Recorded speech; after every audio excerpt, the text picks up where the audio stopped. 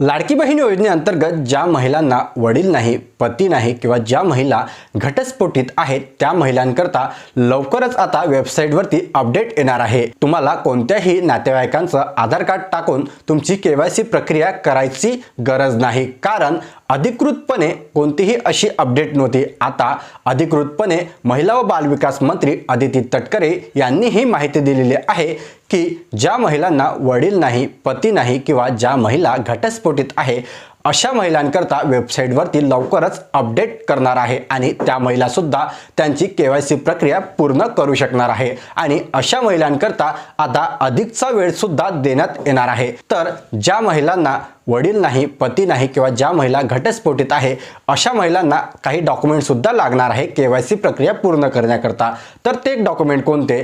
तर त्या महिलांकरता ज्या महिलांना वडील नाही किंवा पती नाही अशा महिलांना त्यांच्या वडील किंवा पतीचं मृत्यू प्रमाणपत्र आणि ज्या महिला घटस्फोटित आहेत त्या महिलांकरता डिवोर्स सर्टिफिकेट इथे अपलोड करावे लागणार आहे आणि त्यानंतरच तुमची केवायसी प्रक्रिया जी आहे ते पूर्ण करू शकणार आहात। ही माहिती महिला व बालविकास मंत्री अदिती तटकरे यांनी अधिकृतपणे प्रसार माध्यमाशी बोलताना दिलेली आहे। तर अशाच प्रकारचे अपडेट आपल्या चॅनलवरती येत राहतात। अजून देखील आपल्या चॅनलला तुम्ही सबस्क्राइब केले नसेल तर लगेच सबस्क्राइब करा।